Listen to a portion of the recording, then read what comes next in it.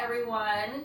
So today Tommy will be showing you how to make tofu nuggets, which is like chicken karage. So it's tofu, drenched with rice flour, so it's gluten-free, it's super crispy and super inexpensive to make. So make sure you keep watching.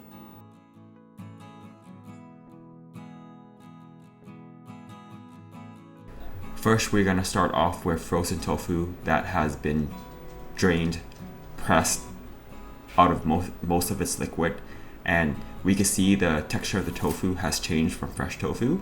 It's a lot more rough on the edges and has more texture.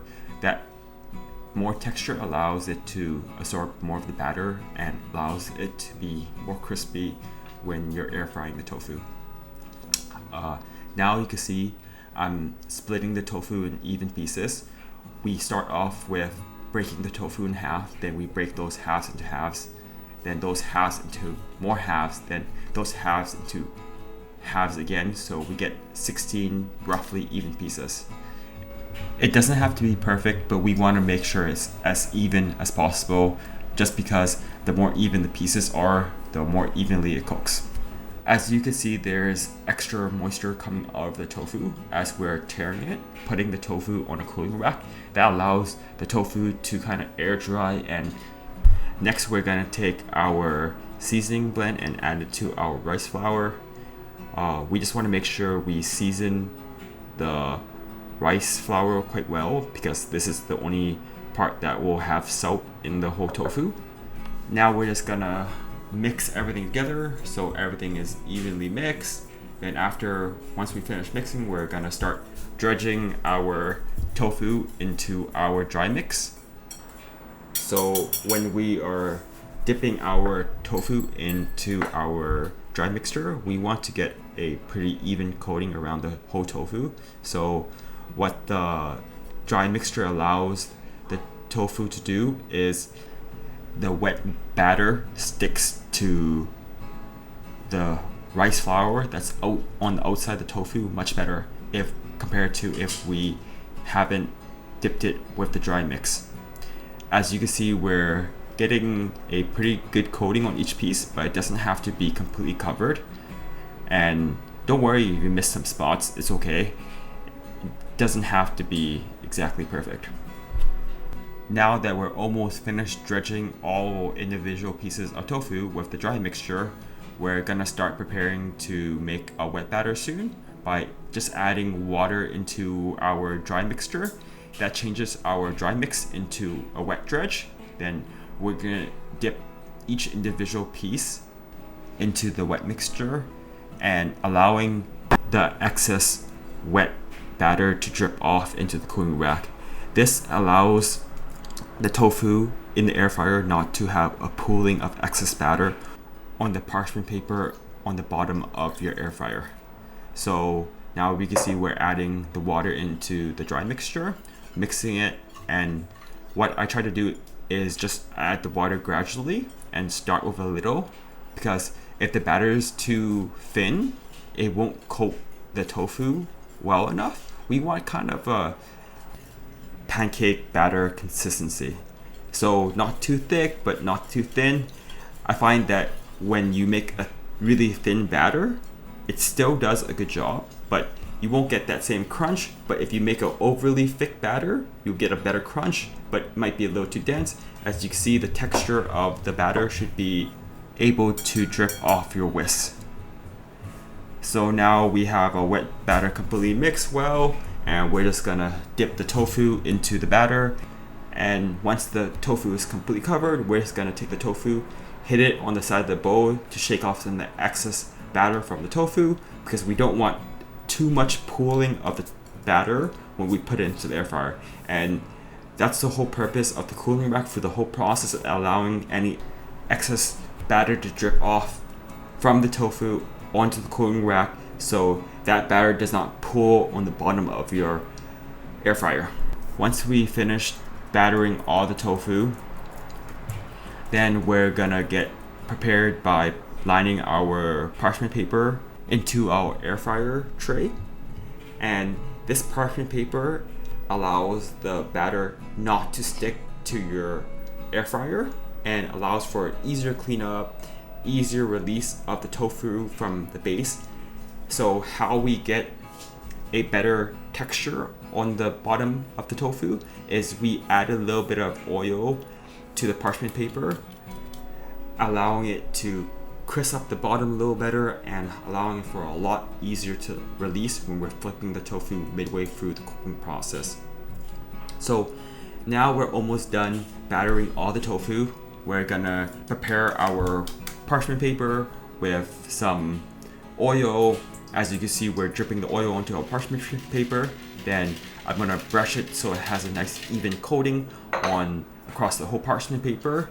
And I find this step is quite important when we're preparing our baking sheet for our air fryer. Without this step, sometimes you'll find that your tofu gets caught on the parchment paper and it's gonna be hard to flip, and you might rip off some of that batter, and that won't allow for the crispiest tofu.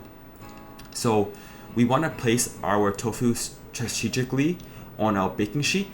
So in the middle of my air fryer tray is the hottest. So I place the biggest pieces there, then the smaller pieces on the outside where my air fryer is not the hottest. And every air fryer is a little different, so please pay attention when you're baking your tofu to see which pieces cook a little faster and which ones don't cook as fast. So it gives you a more consistent texture throughout your baking process. We want to allow for pretty even spacing and not overcrowding the pan, because when things are overcrowded, it doesn't allow the air fryer to do a proper job. As you already know, it's called air fryer for a reason. It throws hot air onto whatever is cooking and allow it to cook evenly, and we don't allow the spacing. It doesn't really allow the tofu to do a proper job. So now what I'm doing is just adding a little bit of extra oil on top. It seems like it may be a lot, but feel free to add as little as you want. I find that the more oil you add to the top of it, it just allows it to be more reminiscent of a actual deep fried karage texture. Now I'm just brushing the oil evenly across all the tofu, so every bit of the batter gets some oil, so it just cooks more evenly.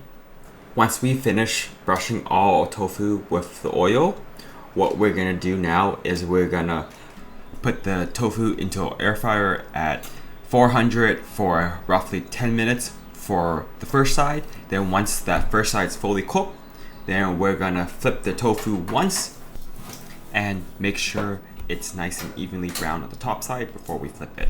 Now we can see the tofu has browned quite evenly and it's ready to flip. So we're just gonna take out, flip them individually one by one, and now we can hear the sound of the crispy tofu against that parchment paper. We can see that it definitely has browned pretty throughout the whole entirety of the tofu, and you can kind of tell when it's finished because you notice that when you're handling the tofu, it's ready crispy. And we're just gonna put it in the oven for just a little bit longer so it fully finishes cooking. Now it's fully finished and you can see how crispy it looks. We're gonna turn off our oven. We're gonna do our final seasoning of the tofu. What I have here is this Taiwanese popcorn seasoning that I use, but feel free to use any kind of seasoning that you have on hand. You want to make sure it's kind of a very fine seasoning blend, and we want to do this right when it's fresh out of the oven, because if you do it when it's cooled down, that seasoning blend won't stick to the tofu nearly as well compared to when the oil is hot. And we want to make sure we toss the seasoning blend really well so each piece has a nice little bit of finished seasoning at the very end. Alright, it's time for the taste test, and yeah. Okay. So what are we dipping our tofu nuggets in? So what we are dipping the tofu nuggets in is a combination of a sweet chili sauce and a teriyaki sauce. Both store-bought, and I just mix half and half. So why I mix these sauces together is the sweet chili sauce balances the teriyaki sauce and adds a little sweetness, and it makes kind of the perfect sauce. More similar to a traditional Japanese restaurant teriyaki sauce.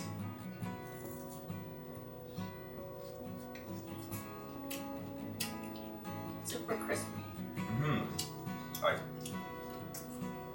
I definitely think this is a cheap alternative to a plant-based nugget because tofu itself is cheap. It's just frozen overnight, thawed out, and left out on the sink. Then I just drain it, then I batter it, and we get this in the air fryer. It's awesome for the price it is. So make sure you like, subscribe, and what else? I don't know. Follow us on Instagram, I guess. And stay tuned for more vegan videos. Bye. Bye.